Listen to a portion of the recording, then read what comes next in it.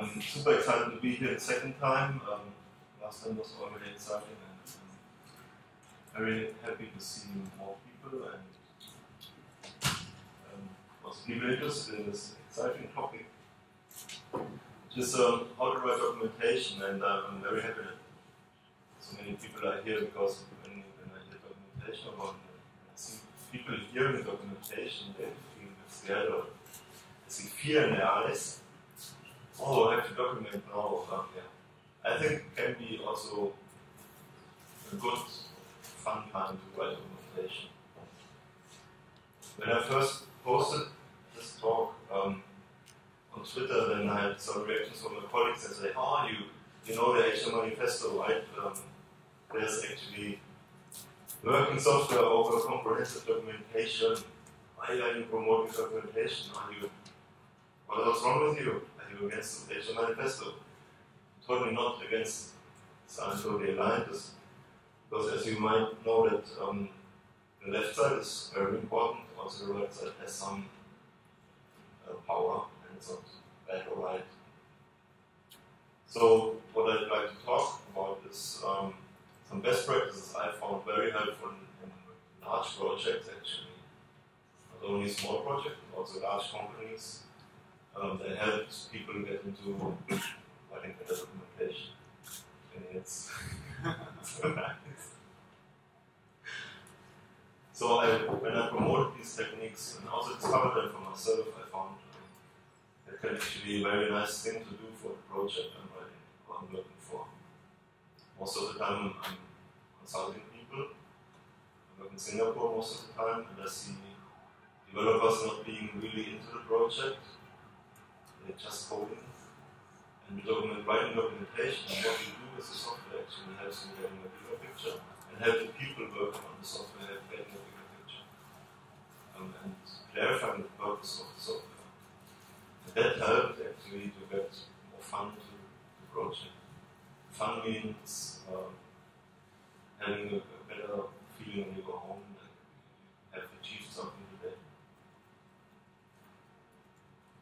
And even now, when I leave the project, they start continuing this, and I see the project growing more easily. They seem to enjoy writing documentation. So what changed?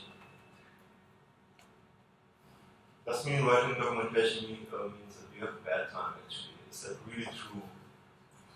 I think it's sometimes true, because documentation can also be a very bad thing. I saw documentation piling up like this, and you actually get scared, and you see documentation, but you see not real documentation. It's like seeing, there's a German saying, don't see the forest because you, no, how does it go?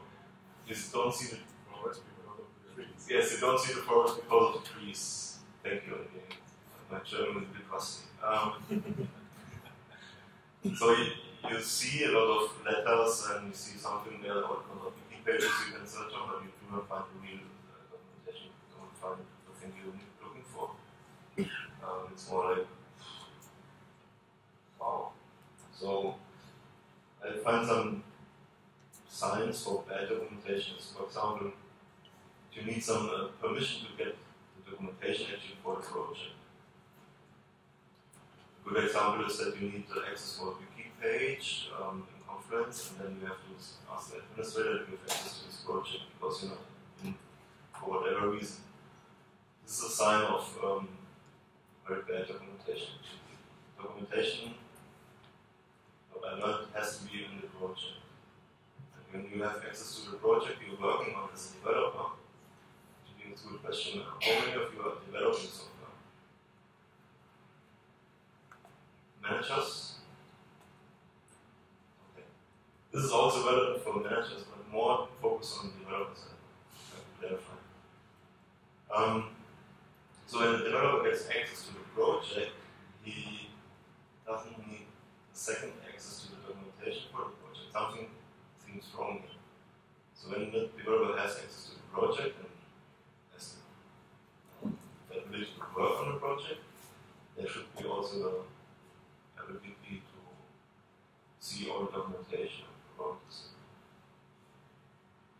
And the worst documentation is outdated documentation. And you find something, yes, great, this is what I was looking for, then it doesn't work anymore because you changed something, or something changed in implementation, and this is very, very dangerous because you get misleading and frustrated actually by the product because you cannot trust the documentation. And if you want to edit an updated documentation, you cannot because you don't have the permissions, or it's in a document, like a Word documentation, or a keynote presentation, or some proprietary tool. You don't have the tool in your computer, you cannot change the documentation. What you do, just send maybe to the person who at last edited the documentation. He doesn't care maybe because he's on a new project and it got lost. So it's hard to contribute to the documentation once it's out. It's out there. Once it's out there, it doesn't mean it's a good documentation because it's maybe outdated. So what I found out is that no documentation is always a bad time. What does it mean? So I get a new project, I'm like this. How do I get started with this project? How do I build it? What are the requirements?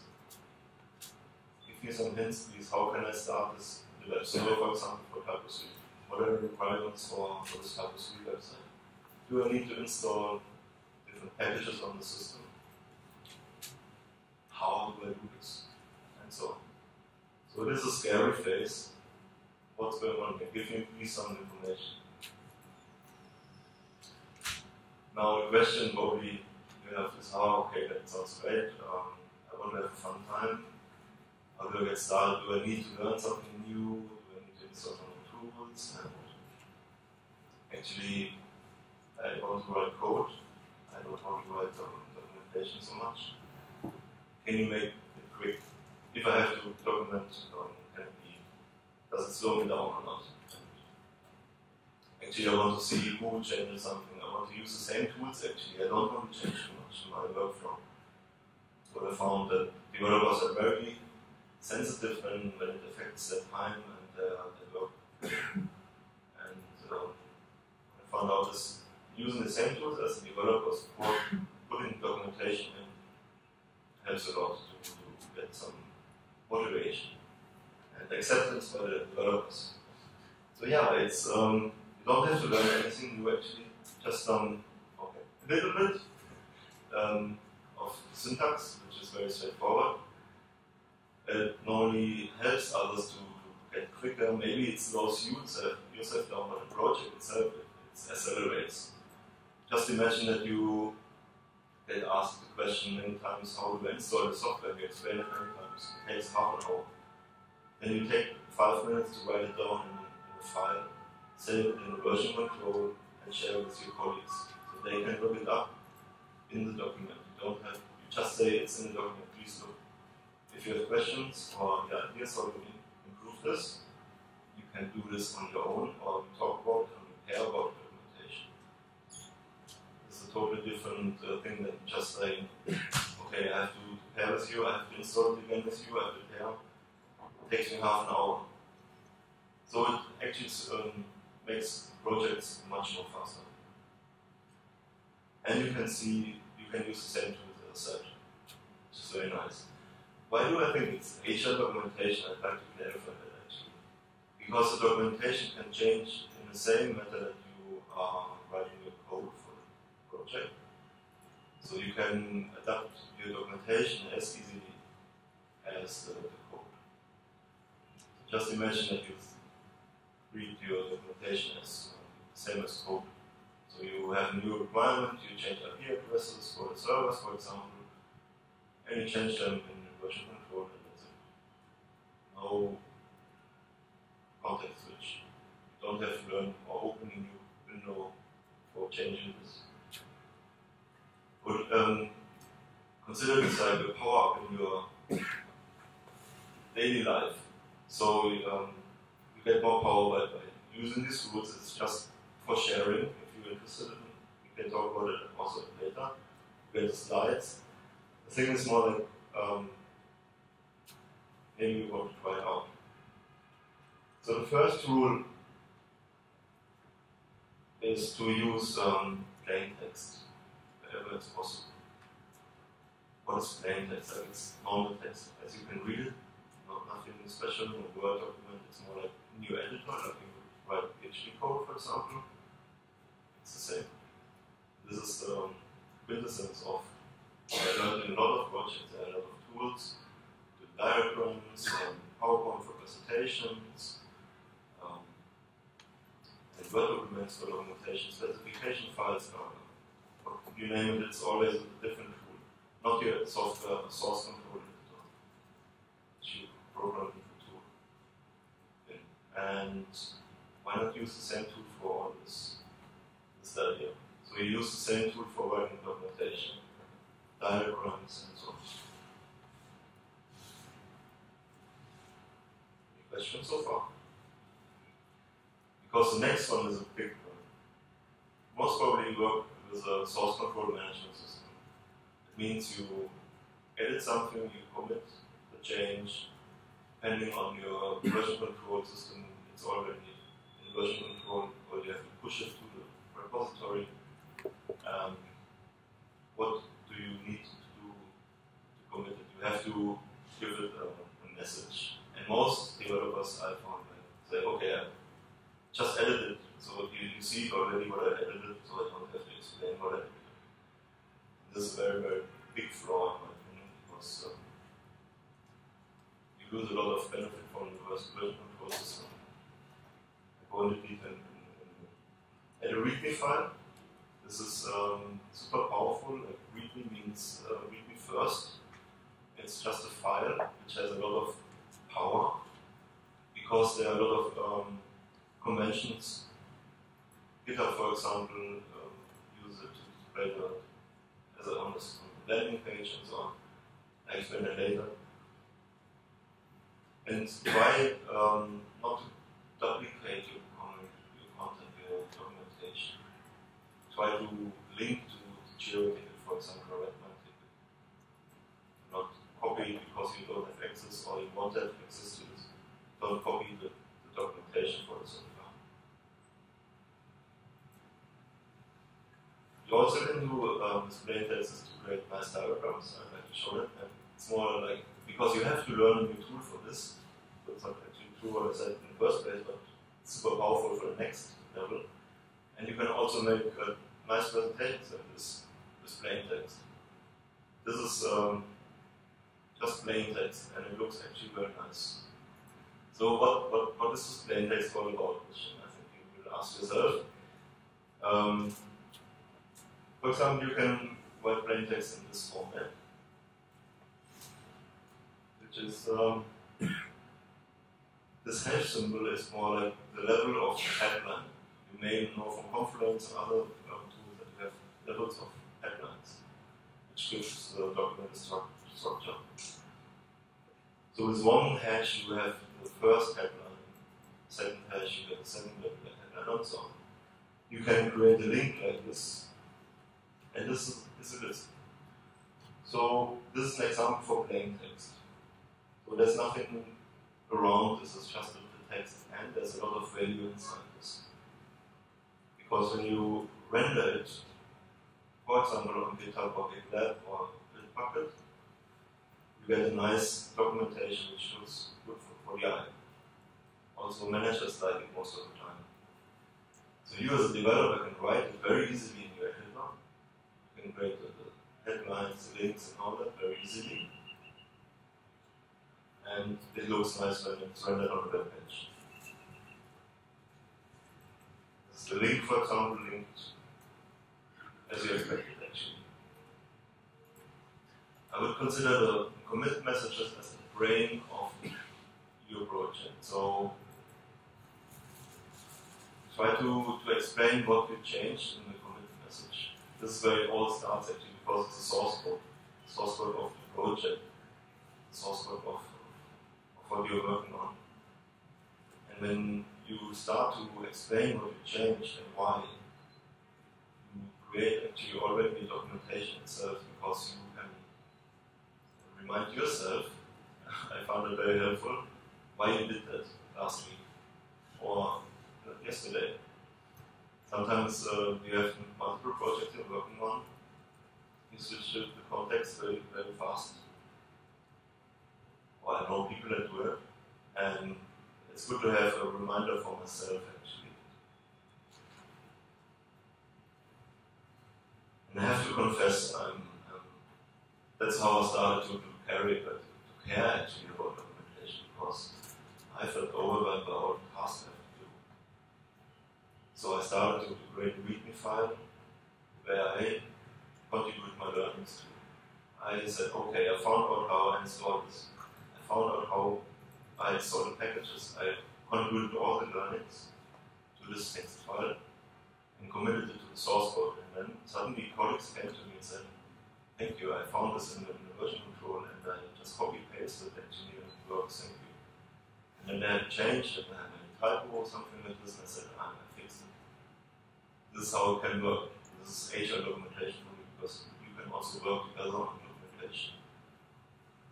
So a good rule of, if you're uncertain if that really is a thing for you, you can think, okay, it's for me, for you, not for me, for you. Be selfish in this context, in my opinion, is a good thing. Because you have to explain why you did it, you have to be fast to answer questions for yourself. If somebody asks you, why did you do that, you can say, wait a second, I look at the file. It was this context. And then you remind yourself actually why you did that.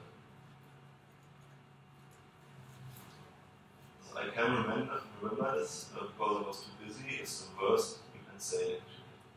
So it's better to say, okay, I found it out for you, give me 12 minutes, and you give them a really nice report and a reference where they can explain it also to the customer what happened in this case. So this is a good example for the commit message. It works in all the version control systems I work with, like SVN, Git, MacBook. You have the first line, which is the subject, where you describe what you change. Then you can add a blank line and some paragraph of text. You can add as much text as you want. This is something interesting because most of the developers think only the first line is relevant because they see it in the blog and so on. Try to expand your mind in this and say, okay, this is the first short summary of what I described here. There's more. You can add all the text you like, actually. A lot of elaboration, why you did this, what you were thinking about that was not so good that anybody have to do it because of time constraints and so on. Be very, very frank to yourself. So I talk to myself actually sometimes in the commit message. Like, okay, this was probably not the best design, this is probably not the best code, and it works at the moment, and we can improve it here and here and here. And then you made it very clear for the others and for yourself. Some call it your future self. You in the future. Maybe it will be the you that is confused about what the past you that I had used to happen to me a lot. It still does. So I was like, Christian, what are you thinking about this? And then I said, I look at the commit code and I said, okay.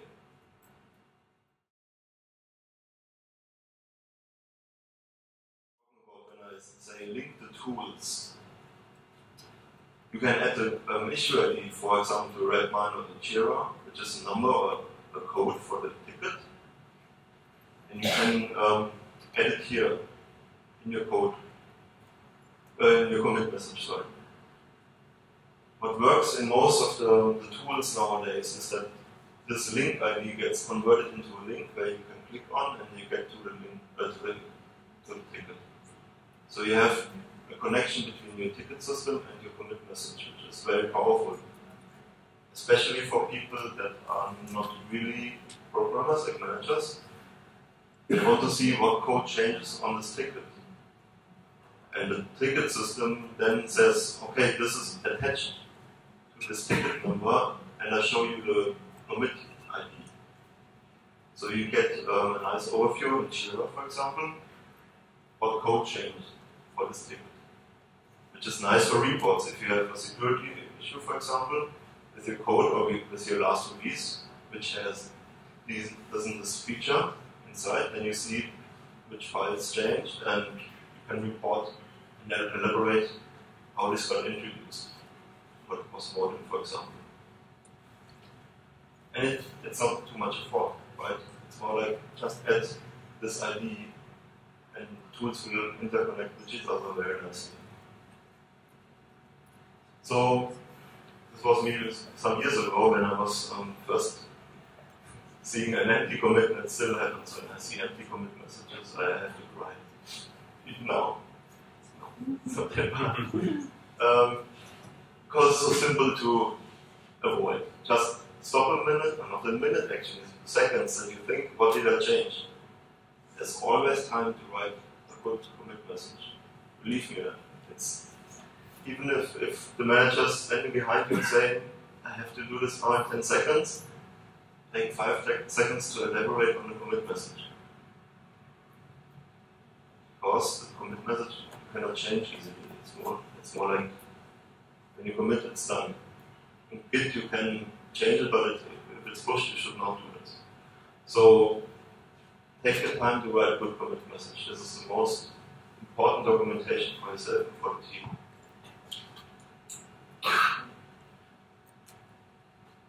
Again, back to the README files. README files are like the starting point, and it's not just a file name, it's more like a convention nowadays. All of the GitHub open source communities, they use README files more as a presentation to the world about their project, because how else do you get contributors for the project? How else do you make it easy for other people to join the project? And how do you make sure that you're working on the right thing? I spend a lot of time with people writing README files before we started coding, because it was not clear what we were going to do next. Most of the time, people just want to use the code, yeah. And they implement the wrong thing. README files are a very, very cheap way, and cheap in a good way, to clarify the purpose of your intention of the project. Why is this repository, or what is the project about? And you might say, yeah, I think that it's not, in small projects you don't have to care about this and so on. I encountered this in huge enterprise projects. No README file. How do you build this tool? How do you build the software? I don't know, I just know. And these are the people that are on holiday and you need them. So, yes, and you have your colleagues, new colleagues that join the team to get started. So README file can be the central point where people can look. And also invites people to help you and contribute if you have an open source project. How do you start this? Okay. As I said earlier, write it for yourself, be selfish. It's okay to be egoistic in this part. You're the most important person in the project at this given time. I like that mindset. It's a bit challenging sometimes, but the point is that you have to make sure that you remember what you did to explain it to others. You have to clarify that you're on the same page with yourself. I find that very useful sometimes. And making things easy by writing them down and clarifying them before you implement them is super powerful and a cheap way. In pseudocode, like not non-working code, but more code that shows how you think that the control structure, for example, should be implemented, it's extremely powerful. Also in area. So you can just start right away in the text file to implement an architecture, for example, or just release the ideas into text files, because probably know that when you have a great idea and then you want to implement it, it's not the same. Or something is stuck in it. It was a great idea, but now I want to implement it, how do I do it? So the README document can help you to elaborate on this. Also great preparing, as I said. It's like source code. Yeah, that's how I started writing my first README. Like I was tired of asking people, and I just wrote down my own learnings and committed. And it still happens in the huge projects. When I learn something and I don't see a README file, I create it. It's my first commit on the project, which is the README file and the learnings. This project is about mobile application, and it's called this because of. Most people work on projects that don't know why they exist. It's very scary. Sometimes I get a complaint, okay, we have now a long list, we contributed our learnings, this is great, but I cannot use it anymore. It's fair to restructure it. And there are also conventions to have, for example, a contributing file where you have people in open source communities, for example, like a typo 3 would be a contributing markdown file to help people contributing to the extension. What are your rules? What do you really want to have? What do you want to see in a contribution? Do you have coding standards you want to see? Do you have standards for commit messages? Sometimes a license MD is helpful. And a roadmap MD, if you want to show people that are interested in your project, okay, how do you want to continue this? So what happens now in the open source community, also especially forced on promoted by GitHub, because it's such an amazing open source community work on the same code there, is that they introduce some standards. So if you have this file in your version control in the project, it's automatically recognized by GitHub and highlighted, for example, as a license. Yes, again, for your reconsideration, the benefits of writing a README. It's super cheap to start a README file. And clarifying what you want to do next and make it very, very profound and really, really clear. If you can put it into a paragraph, it's much more clear than just an idea. So you can clarify for yourself and others what you want to do. What I really love to do is to start a FAQ, like a frequently asked questions section in the FAQ. And I implement some new code. As I make this switch in my mind to go from a user perspective. What would I ask myself when I step over this code the first time? Or what would I ask myself when I see this very interesting exercise and I think very useful. I learned a lot about my applications by writing my FAQs. This is one of my secrets actually. I write FAQs for myself. It's very personal. Yes, I'd like to stress it again. If you cannot put it in a plain text, like the simplest form of information that we have as a developer, you should overthink it if it's the right thing to work on right now, because you cannot clarify your purpose, what you want to do next in plain text or text. Stop it immediately and think about what you want to do. This is not just Christian's small world, this is actually, I'm inspired by Tom Preston-Werner, who started README-driven design for development. And it's a good read actually over this whole README topic.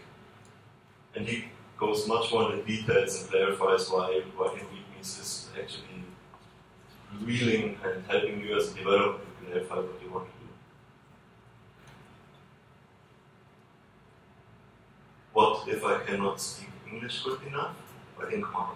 It's for you.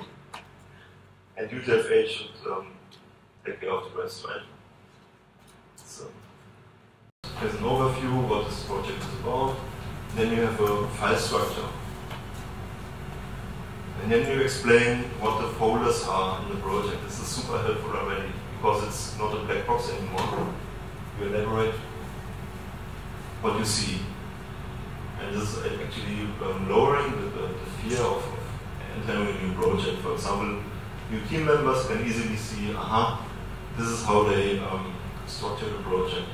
Now now feel more comfortable. You can have a section, again, H1 or H2, as you like it, for the requirements, for installation, how to contribute, authors, who do I contact, to get more details, for example, on this project. Easy to read, easy to post on a slide like this, and it looks beautiful in the browser, so that it's also pleasant for the eye. Yeah, as I mentioned, this is not just an idea, it's really having an impact on the open source community. README are supported by GitHub, GitLab, Bitbucket, which are very, very famous code repository web interfaces. And they help people to get in touch with your code the first time. Just think about it, like you get new code, you want to present it as a cool project, you want to invest your time and to contribute.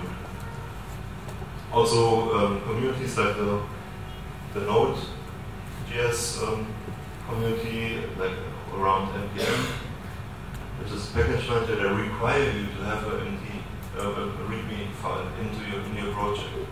So it's not just, yeah, please, you could use it, you have to use it for a reason. Are you ready for the next step, the pro step? Diagrams. There are a lot of great tools, Visio, and you ever name it. When it comes to version control and to make it easy to edit them, to update to new requirements, it's always painful. Painful also because there's most of the time only one person who really understands the diagram, and who has the software to maintain it, and I don't know how you to maintain diagrams for your software if you have some. Sometimes you have to plug in Confluence, briefly or briefly. That's all. It's like. So an idea is to add simple workflows in plain text as well. So you would write this into your documentation. So you have a simple workflow like this, just to document. And you can convert it to a graphic with a simple interface, and this can be run by Jenkins, so continuous integration server, you keep it updated all the time. And you get a nice graphic from this. And that was quick. So it would at least take me 15 minutes to get all the lines straight and to get the alignments and so on. And I'm good at design. No, it's just the point that focus on the real, the value, the stream, the diagram, the content, what you really want to elaborate on. Try to avoid shuffling around or doodling in the GUI, in the graphical user interface program, because it just takes your time. You don't have time. So this simple diagram, this flow, can get converted into this.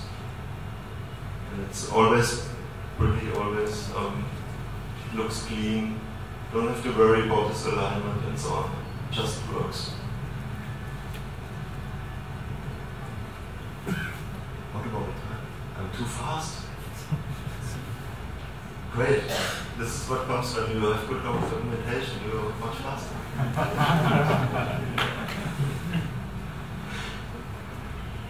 Again, this is just an overview of what works best for my experience. Also in large projects, I really want to stress that people you contribute your money to, like big enterprises, no names, but they can improve on the side, to put it positively. And the most important thing is to learn Markdown, which is pretty straightforward. Think about this read-driven development, I would say. This is very interesting read, and change maybe also a bit how you think about rushing into a new feature. It is very interesting to see that 2/3 of the features we deploy to customers are useless. Only 1/3 of the features we really think they're useful are actually adding value to the product. I don't have a quote now, but it's a research done by Microsoft, and it's always like, wow, stop before you implement a new feature. It's really useful for the user, and elaborate in a README, for example, because it's so cheap to start with a README on the feature as a developer. What I see upcoming is to get ASCII diagrams, like in plain text diagrams. Actually, I wanted to show you a demo for this. And the sequence diagrams you saw had some time to get used to. It may not work always, but it's also a nice way to visualize your workflow of the application, for example. This is not an advertisement, but actually it is an advertisement. A useful one, follow the tech corner of ThoughtWorks, because they also advise or give advice on the tools that come up in this area. And also I found very interesting, because I like mind maps by time to time. You can also have mind maps in plain text. So to conclude, it's very powerful to use plain text. Even for us as a developer, we used to plain text, we write code in plain text. It's our second home. It can be even more powerful when you write documentation in plain text. And again, if you have difficulties to put it into plain text, probably a very bad idea. Sorry to say that. If you cannot clarify it for yourself in a normal plain text without graphics, yes, think about the idea again. Just a minute. Thank you very much.